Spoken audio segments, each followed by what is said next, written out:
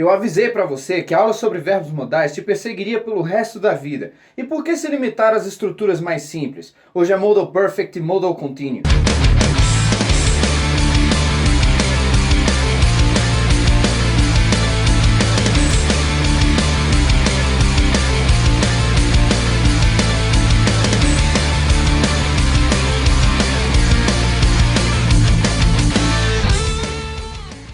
Como prometido na aula anterior, hoje eu queria mostrar para vocês algumas estruturas interessantes que dá para se formar usando-se como base o Future Perfect e o Future Continuous.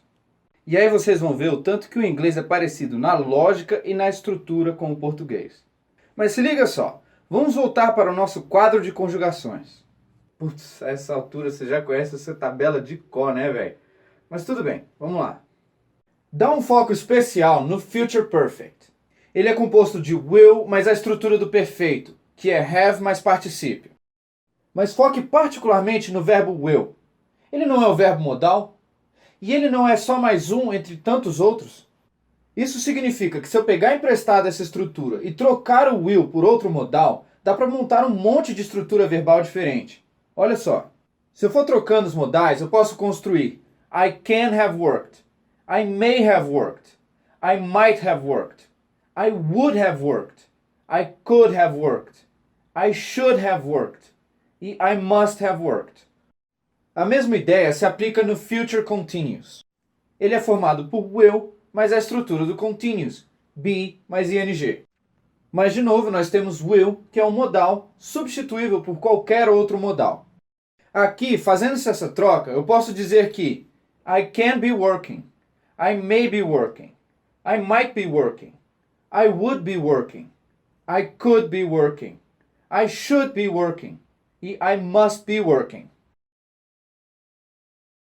Tranquilo, você deve ter entendido a ideia geral e pego a estrutura, mas o que significa exatamente essas paradas? Vamos ver como é que seria isso posto em prática. Aliando-se um verbo modal à estrutura do Future Perfect, nós temos o que se chama Modal Perfect. Nós vamos começar com uma frase no bom e velho Future Perfect que você já conhece tão bem. Se liga nessa frase. Eu vou ter terminado o dever de casa até amanhã. Em inglês ficaria I will have finished the homework by tomorrow. O will expressa certo grau de confiança ou certeza de que você vai terminar esse dever de casa a tempo. Mas e se você não estiver tão seguro assim? E se você não sabe se você vai mesmo ter terminado o dever de casa? Aí você pode mudar o primeiro verbo da frase e dizer que eu posso ter terminado o dever de casa até amanhã. Em inglês fica I may have finished the homework by tomorrow. Nessa frase você está deixando em dúvida se você terá ou não terminado o tal dever de casa no prazo limite. Para fins dessas estruturas que a gente está discutindo aqui, um verbo bem semelhante ao may é o might. E se você trocar ele pelo outro nessa frase, vai acabar ficando a mesma coisa. I might have finished the homework by tomorrow. E veja bem, não tem nada inerente aos verbos may e might que indiquem futuro. Bom, é bem verdade que o might expressa um futuro incerto, se você se lembra bem da aula sobre verbos modais, mas não nessa estrutura de perfeito. A única razão pela qual eu sei que essa incerteza é relativa ao futuro é por essa expressão aqui no fim da frase, by tomorrow. Se eu remover ela, a frase passa a expressar uma incerteza relativa ao passado. Se eu disser que I might have finished the homework, significa que o prazo para terminar o dever já passou, mas eu não lembro se eu terminei ou não o tal dever de casa. Agora a tradução fica diferente. Dessa vez se traduz como talvez eu tenha terminado o dever de casa. Na boa, será que eu fiz mesmo essa parada? Se liga agora nessa outra frase aqui. Eu teria terminado o dever de casa. Mas sabe como é, né? Sempre rola aquela desculpinha. Sabe como é, né, pessoal? Às vezes bate aquela preguiça, né? Joãozinho, seu moleque, você fica quieto, safado. Ou seja, I would have finished the homework, but... Outra forma de dar uma desculpinha seria eu poderia ter terminado o dever de casa, mas... Ou I could have finished the homework, but... Agora, se bateu arrependimento não pelo aquele dever de casa que você não sabe se fez, mas pelo aquele dever de casa que você sabe que não fez, você pode até dizer assim: eu deveria ter terminado o dever de casa. Ou seja, I should have finished the homework. Aliás, essa última estrutura que a gente viu na negativa é uma ótima forma de se expressar arrependimento pelaquilo que você fez. Porque parte integral da experiência humana é fazer merda. So, what are you doing after work? I don't know, man. Just relax, I guess. Yeah! Woo!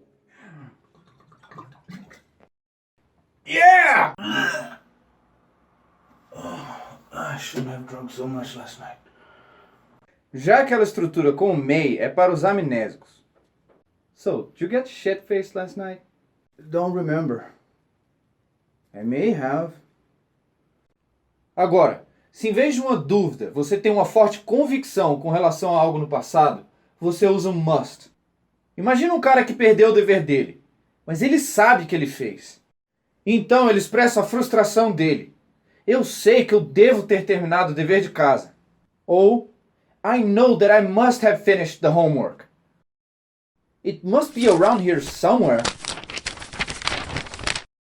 Essa última estrutura não é tanto para aqueles completamente amnésicos, e sim para aqueles um tanto esquecidos, mas que sabem que fizeram alguma besteira. You did. You did get shit-faced last night, didn't you? Yeah, I must have. Legal, agora a gente vai falar sobre as combinações de modais no Future Continuous. São os Modal Continuous. A estrutura base do Future Continuous é I will be doing. Ou seja, eu vou estar fazendo. Agora vamos ver o que acontece com essa estrutura quando a gente muda esse primeiro verbo aí. Seguindo a mesma lógica, o vou expressa um grau de confiança ou certeza quanto ao futuro.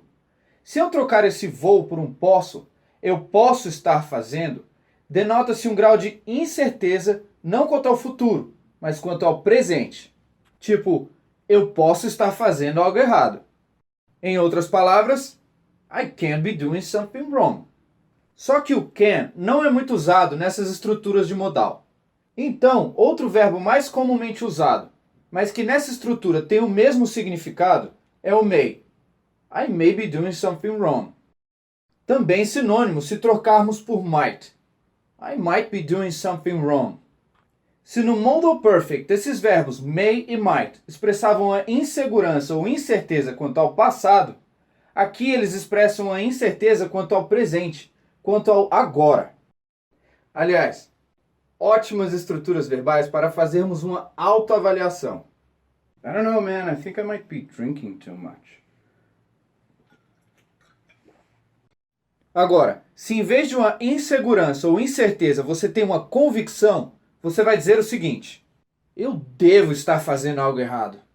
Ou I must be doing something wrong. Yep, I must be drinking too much. Mas chega de alcoolismo inveterado. Vamos voltar à aula. Os verbos would e could estabelecem um condicional para o agora. Eu estaria relaxando se eu tivesse tempo. I would be relaxing if I had time. Ou uma frase um tanto semelhante: eu poderia estar relaxando se eu tivesse tempo. I could be relaxing if I had time.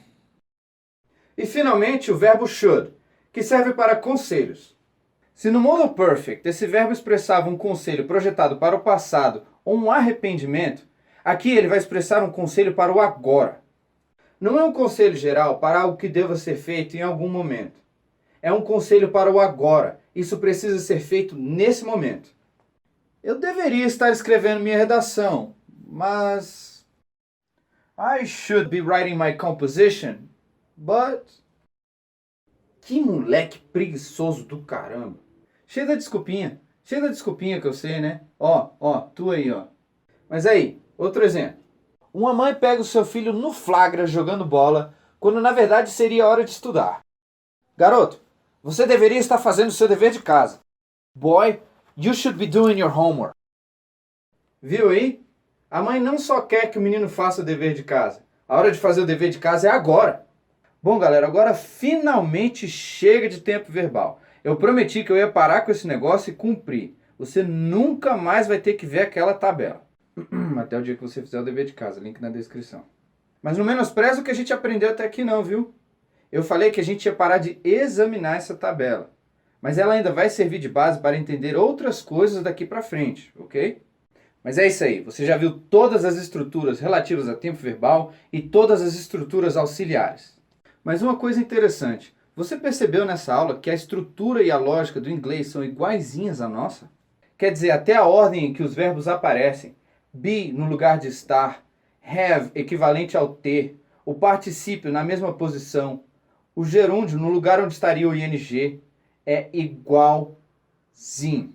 Por enquanto, vamos encerrar com a nossa tabela de conjugações. Mas ainda há o que se falar sobre os verbos, então se liga. E a gente se vê na próxima.